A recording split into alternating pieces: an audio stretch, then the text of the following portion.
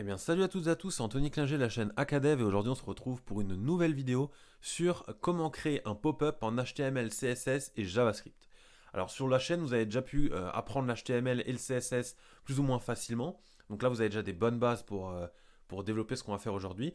Et derrière, on va utiliser une nouvelle fonctionnalité qu'on voit sur la chaîne en ce moment, c'est le JavaScript.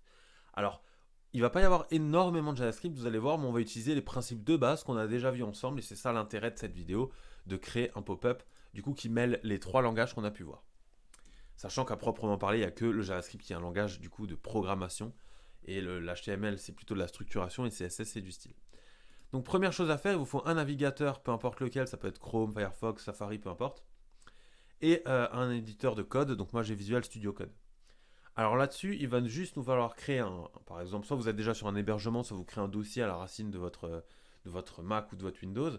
Et du coup, dedans, je l'ai appelé pop-up et j'ai mis déjà un index.html avec un template de base HTML. Donc là, si j'enregistre et je rafraîchis, il n'y a strictement rien, il y a juste accueil qui vient se mettre dans l'onglet, donc en title.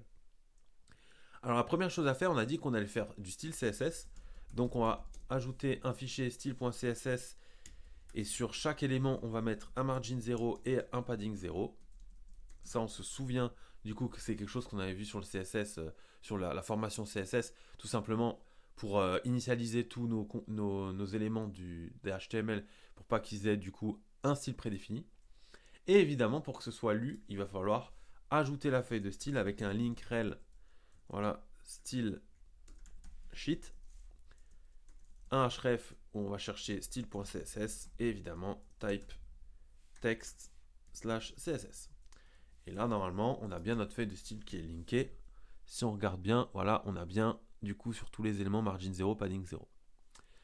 Voilà, donc ça, c'est la première partie qui est déjà OK. Maintenant, on va ajouter, enfin, en même temps, le script app.js.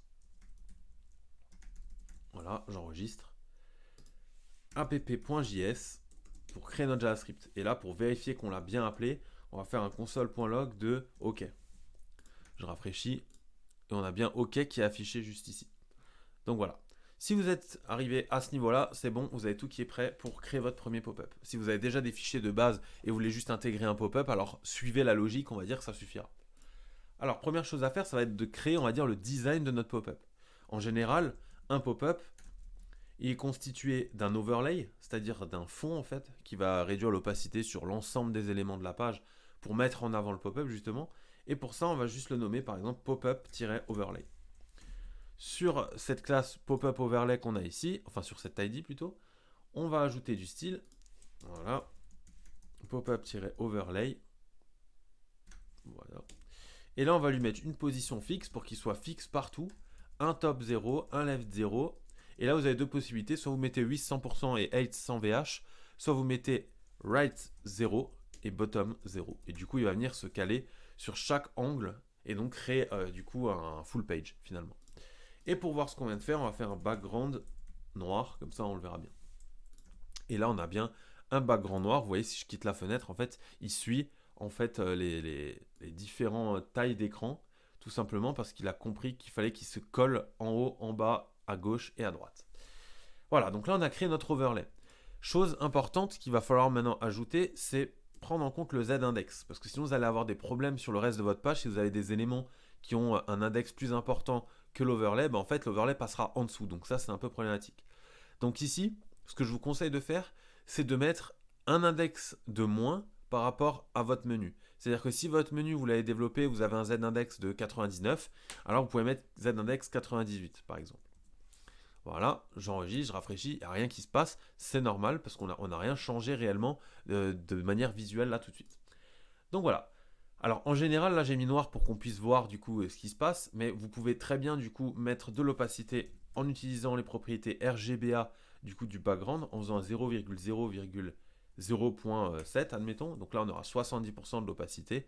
Vu que c'est blanc derrière, ça nous fait du gris. Bon, on va laisser ça tel quel pour l'instant. Maintenant, on va venir créer du coup notre contenu de l'overlay, enfin du coup de pop-up. Donc là on va l'appeler pop-up content. Et dans pop-up content, en fait, qu'est-ce qu'on va mettre? On va tout simplement mettre le contenu qu'on va vouloir afficher dans le pop-up. Ça peut par exemple passer par un titre H2. Ceci est notre premier pop-up, par exemple. avec un paragraphe. Salut et bienvenue sur mon site. Voilà, et allez, on va mettre un bouton, enfin un ahref.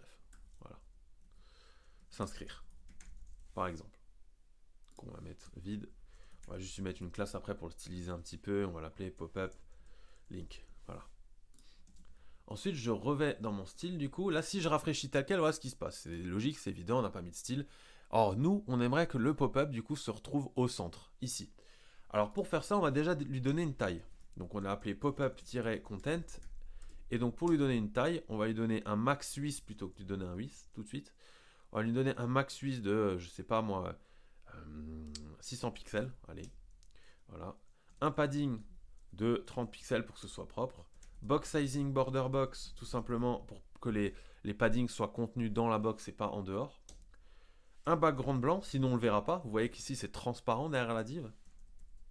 Et là, juste si je fais ça et je rafraîchis, vous voyez qu'on a déjà du coup, bon alors une mise en page qui est pas très très belle, mais au moins on sait dissocier le content du fond donc de l'overlay. Maintenant, en général, le pop-up, eh ben, il se retrouve au centre du coup de l'overlay. Donc pour faire ça, vous avez plusieurs possibilités. Soit vous utilisez un display flex et du coup vous centrez, je vais vous montrer, ce sera plus simple. Vous faites un display flex, aligne item center et justify content center. Si je rafraîchis, ça marche, on est bien au milieu. Donc là, attention si vous utilisez cette méthode à bien mettre un width 100%.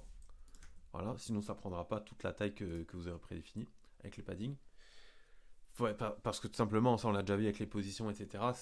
Enfin, même avec les flex, en fait, si vous ne donnez pas une taille prédéfinie, il va se mettre sur l'initiale de ce qu'il contient. Voilà, ça c'est la première méthode avec les display flex qui marche très bien, hein, il n'y a pas de problème. Et après, vous avez l'autre méthode qui permet du coup également de placer, on va dire, un peu différemment, mais justement derrière, vous allez pouvoir ajuster comme vous voulez, avec une position absolue, un top à 50% et un left à 50%. Et là, si vous n'avez jamais vu ça en CSS, je vous l'explique. On va mettre un transform translate moins 50%, virgule moins 50%. Alors, le transform translate sans x ou y, ça veut dire que ça c'est x, ça c'est y. Vu qu'on place notre élément en top 50 et en left 50, vu que c'est le côté en haut à gauche qui est compté comme étant du coup le début de notre div, et bien en fait, si je ne mets pas ce transform translate, ce qu'on va voir maintenant, voilà ce qui se passe. C'est-à-dire que mon angle en haut à gauche est bien centré, mais pas ma div. Donc en fait, ce que je dois faire maintenant, c'est lui dire que tu translates et en haut de 50%, donc de toi-même de 50%, et de toi-même en X de 50%. Et là, si on fait ça, on est centré. Donc voilà, à vous de gérer comme vous voulez. Ce que je dis juste, c'est qu'avec une position absolue, vous pouvez mieux gérer du coup, si vous ne le voulez pas forcément au milieu, alors qu'avec un flex, c'est soit au milieu, soit c'est en haut, soit c'est en bas, mais c'est jamais positionné comme vous voulez. Donc si je fais ça, voilà, je peux avoir mon pop-up ici. Donc admettons qu'on va mettre quand même au milieu, mais on va rester en position absolue. Qu'est-ce qui nous manque ici? Il nous manque évidemment du style à l'intérieur, mais là on va pas faire du style, ça vous avez compris que ça marche, c'est du CSS lambda, vous pouvez faire ce que vous voulez. Je vais juste faire aller un petit style sur mon bouton, voilà. On va lui mettre un text decoration none, un color white et un fond, ouais, un fond noir. Allez. Un peu de padding, border radius. Voilà, on lui met un display inline block, sinon évidemment il ne comprend pas. Et on va mettre sur notre P. Donc pour ça, après vous pouvez ajuster le style tel quel, du margin de 20 pixels en haut et en bas. Voilà, comme ça on a un truc plus ou moins propre, hein, on est d'accord, c'est pas beau du tout. C'est juste que en fait au moins c'est compréhensible ce qu'on est en train de faire. Donc voilà. Maintenant qu'on a du coup notre partie pop-up qui est affichée, il va évidemment falloir ajouter une croix en haut à droite. Donc là, plusieurs possibilités, soit vous utilisez une librairie d'icônes, soit vous mettez juste un X, c'est ce qu'on va faire aujourd'hui, enfin vous faites comme vous voulez. Si vous voulez ajouter les icônes, n'hésitez pas à aller voir la vidéo que j'ai fait pour les Google Material Icônes. Donc là, qu'est-ce qu'on fait? On va tout simplement, pas du coup, dans le pop-up content, ajouter ici un autre A, qui sera, où on va marquer, vous savez quoi, on va marquer fermé, comme ça sera plus propre. Donc là, on va mettre une classe qu'on va appeler pop-up exit. Voilà. Et dans le href, alors là, nouveauté, vous n'allez pas laisser vide parce que sinon ça va rafraîchir la page. Vous allez marquer javascript, void, 0. Et là, en fait, du coup, ça veut dire qu'il va envoyer du vide, donc il va rien faire. Concrètement, si je fais ça, j'enregistre, je rafraîchis, vous voyez que j'ai mon fermé, si je clique dessus, il ne se passe rien. En bas, on a JavaScript void. Maintenant, on va placer déjà d'un point de vue stylistique ce exit avec imposition absolute top 0 et right 0. Comme ça, on voit où est-ce qu'il se trouve. Il se trouve juste là. Et là, on va le styliser un petit peu. On peut lui donner, par exemple, un fond et une couleur. Voilà, de même style un peu que le bouton qu'on a fait juste avant. Un peu de padding, 5 pixels. Un peu de border radius, 5 pixels aussi. Oh, c'est pas très beau, hein, on est bien d'accord. Voilà, mais on a au moins notre bouton fermé. Alors, en général, le bouton fermé, il n'est pas directement là. Il est, on va dire, allez, à moins 10 pixels par exemple. Voilà, voilà, vous voyez comme ça à droite, enfin en haut, pardon. Et à moins 10 pixels à droite. Par exemple. Après, vous pouvez mettre un moins 50%, etc. Enfin, peu importe. C'est à vous de savoir où est-ce que vous voulez placer votre exit. Voilà, donc là, en fait, on a le design de notre pop-up qui est bien fonctionnel. Maintenant, bah, il ne reste plus qu'à l'animer et pouvoir le déclencher sur une action. Alors, pour faire ceci, c'est très simple. On va, à la base, sur ce pop-up, on va lui mettre un style qui sera là, voilà. On va lui mettre, par exemple, display none. Ça, on n'a pas notre pop-up.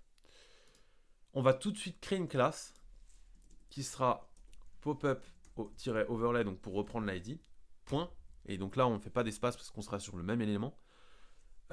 Open, par exemple, ou active, peu importe. Et là, on va juste mettre display block et on va mettre en important. Comme ça, on est sûr que ça prend. J'enregistre, ça fonctionne bien. Pour l'instant, je ne vois pas mon pop-up overlay, mais si je lui rajoute la classe open, il fonctionne bien. Donc là, je vais retirer cette classe. Et vous l'avez compris, du coup, maintenant, il va falloir créer une fonction JavaScript qui va, au moment de l'action d'exécution de la fonction, eh ben, ajouter la classe ou l'enlever au pop-up overlay. Donc ce qu'on va faire tout de suite, c'est qu'on va d'abord créer un lanceur, on va dire un bouton. Voilà. Oula, c'est pas comme ça qu'on écrit bouton. Button, voilà. Activer le pop-up. Admettons, hein, après évidemment, vous pouvez le placer sur un lien, sur n'importe quoi, où vous placez un on-click. Et là, on va lui donner par exemple la fonction open pop-up. Comme ceci. Ou alors toggle pop-up plutôt. Voilà. Vous allez voir pourquoi on l'appelle toggle pop-up. J'enregistre, j'ai bien mon bouton, mais pour l'instant, si j'appuie dessus, à mon avis, si je vais dans la console, je vais avoir is undefined. Voilà. Alors, pour remédier à ça, on va se retrouver dans mon app.js et là, on va déclarer une fonction comme on a déjà appris à le faire. On va lui donner toggle pop-up, comme on l'a appelé juste avant, sans argument, parce qu'il n'y en a pas forcément besoin. Et ici, on va dans un premier temps chercher notre pop-up. Donc pour ça, on fait un document.query selector ou un document.getElementById de pop-up-overlay, logique. Et ensuite, on va agir sur ce pop-up. Et là, on va utiliser une fonction classList qui va nous permettre de gérer l'ajout ou le retrait d'une classe. Alors, vous avez déjà vu certainement la vidéo de la chaîne sur les classes listes, donc n'hésitez pas à aller la voir si vous ne l'avez pas vu. Mais en tout cas, pour faire simple, si vous faites un point add, ça ajoutera une classe. Si vous faites un point remove, ça en supprimera une. Et si vous mettez point toggle, et c'est ce qu'on va faire aujourd'hui, c'est pour ça qu'on a appelé toggle pop-up la fonction, et bien en fait, ça va être binaire. C'est-à-dire que si le pop-up est actif et vous cliquez sur la fonction, ça va l'enlever, et ainsi de suite. Donc on fait pop-up.classList.toggle, on ouvre une parenthèse, et là on lui met la classe du coup open, qu'on a défini nous dans notre style, juste ici. J'enregistre, et ici, je rafraîchis, voilà comme ceci, et quand je vais cliquer sur activer le pop-up, j'ai bien mon pop-up qui s'affiche. Problème maintenant, c'est que nulle part en fait je peux désactiver mon pop-up. Et vous voyez que je ne peux plus cliquer sur le bouton ici qui fonctionnerait du coup parce qu'on a mis en toggle, parce que le Z-index est supérieur. Du coup, comment faire ça? Tout simplement, étant donné qu'on a réfléchi correctement au départ et qu'on a créé juste un toggle pop-up, du coup avec classList.toggle, et si je rajoute un on-click sur mon bouton fermé et que je lui mets exactement la même fonction, et du coup il va se gérer l'inverse. Voilà, donc quand je clique sur activer le pop-up, il s'affiche. Si je clique sur fermer, il s'enlève. Voilà, donc là vous avez réussi à créer un pop-up, on va dire de manière simple, avec peu de style évidemment. Là vous voyez que c'est assez brut, genre ça s'affiche net, il n'y a pas de transition ou quoi. Alors il y a des techniques pour faire des transitions, etc. Mais c'est pas l'objet de la vidéo, là c'est juste pour montrer le principe. Après derrière vous pouvez ajuster comme vous voulez, vous l'avez compris. La seule chose qui va différencier le style, bah, c'est justement la différence entre le fait que ce soit pas affiché ou que ce soit à gauche ou à droite, peu importe, et quand vous allez ajouter la classe, qu'est-ce qui va se passer? Bah, c'est ça qui va en fait modifier le style. Donc voilà, j'espère que cette vidéo sur les pop-up en HTML, CSS et JavaScript vous aura plu. Normalement, elle était vraiment pas très compliquée, surtout si vous avez les notions de base qu'on a déjà vues sur la chaîne. Si vous avez des questions comme d'habitude en commentaire, j'y réponds. Abonnez-vous à la chaîne pour ne rien rater et laissez un pouce bleu sur cette vidéo si ça vous a plu. On se dit ciao tout le monde.